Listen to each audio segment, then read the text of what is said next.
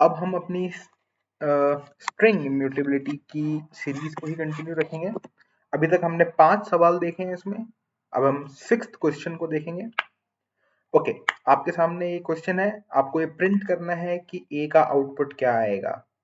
15 seconds लीजिए, video pause करिए और इसका आंसर गेस करिए। ठीक है, अब हम स्टार्ट करते हैं।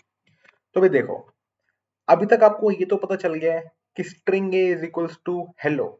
मैं एक वेरिएबल के अंदर एक स्ट्रिंग लिटरल को असाइन कर रहा हूं, तो क्या ये मेरा स्ट्रिंग कांस्टेंट पूल के अंदर जाएगा? बिल्कुल जाएगा। String B is equal to hello. अभी जब स्ट्रिंग बी के अंदर भी मैं सेम स्ट्रिंग लिटरल असाइन कर रहा हूं, तो क्या ये भी स्ट्रिंग कांस्टेंट पूल के अंदर जाना चाहिए? बिल्कुल जाना चाहिए।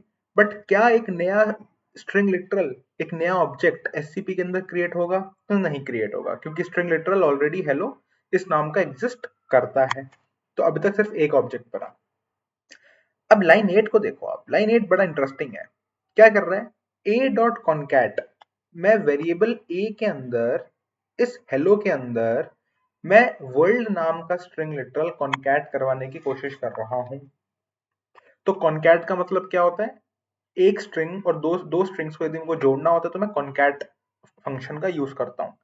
अब यदि आप ध्यान से देखो, तो ये जो कॉन्कैट होता है वो क्या करता है? दो स्ट्रिंग्स को एक साथ जोड़ेगा। अब सवाल ये है कि ये दो स्ट्रिंग्स को जब एक साथ जोड़ेगा तो एक नया ऑब्जेक्ट क्रिएट होगा या नहीं होगा? क्रिएट होगा तो वो कहां पे स्टोर होगा? और जब मैं ए को प्रिंट कराऊंगा तो आंसर क्या आने वाला है? आप ध्यान से देखो, तो इस कॉन्कैट फंक्शन के अंदर जब आप जाओगे, इस कॉन्कैट फंक्शन के अंदर जाते हैं तो देखते हैं एक बार चल क्या रहा है यहाँ पे। आप यहाँ ध्यान से देखो तो ये रिटर्न कुछ रिटर्न कर रहा है। ये क्या रिटर्न कर रहा है? एक न्यू स्ट्रिंग रिटर्न करके दे रहा है। New string. और मैंने बताया है कि इस यूनिवर्स में जब भी न्यू कीवर्ड लग जाए, इसका मतलब वो एक नया ऑब्जेक्ट क्रिएट कर रहा है। तो डेफिनेटली कॉन्कैट मेरा यहाँ पे एक नया ऑब्जेक्ट क्रिएट कर रहा है। उस ऑब्जेक्ट का स्ट्रिंग लिटरल क्या होना चाहिए? हेलो वर्ल्ड, कोई स्पेस नहीं है। ठीक है, तो ये उस नए ऑब्जेक्ट का स्ट्रिंग लिटरल होगा। ये ऑब्जेक्ट कहाँ स्टोर होगा? डेफिनेटली हीप के अंदर स्टोर होगा। ये स्ट्रिंग लिटरल कहाँ स्टोर होगा? डेफिनेटली स्ट्रिंग कांस्टेंट पूल के अंदर स्टोर होगा। तो अब सोच के बताओ, ए की वैल्यू क्या होगी? हेलो वर्ल्ड होगी या सिर्फ हेलो होगी? जो लोग सोच रहे हैं कि इसका आंसर हेलो वर्ल्ड होगा, बहुत बहुत बधाई, आप सब गलत हैं। तो हेलो वर्ल्ड इसका आंसर नहीं होगा, इसका आंसर होगा हेलो। थोड़ा यार, थोड़ा सा सोचो, थोड़ा दिमाग पे जोर डालो कि ऐसा क्यों हुआ, हेलो ही क्यों इसका रिजल्ट आएगा। रीजन बीइंग मैंने एक नया ऑब्जेक्ट क्रिएट करा है। मैंने तो ऑब्जेक्ट क्रिएट करा है ना, उस ऑब्जेक्ट का रेफरेंस किसी वेरिएबल में स्टोर थोड़ी ना करा है। कौन है स्टोर करवाने के लिए? ये इक्वल साइन, ये चचा। जब तक तुम उस वेरिएबल का रेफरेंस किसी वेरिएबल को नहीं असाइन करोगे, तब तक उस वेरिएबल का चेंज थोड़ी हो जाएगा। ये ए पहले भी हेलो को ही पॉइंट कर रहा था और आज भी हेलो को ही पॉइंट करेगा, जो कि एससीपी में बैठा है।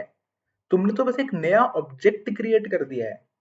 इससे हुआ क्या? दिक्कत समझ आई? इससे दिक्कत क्या हुई? एक अनरेफरेंस्ड ऑब्जेक्ट क्रिएट हो गया है हीप के अंदर।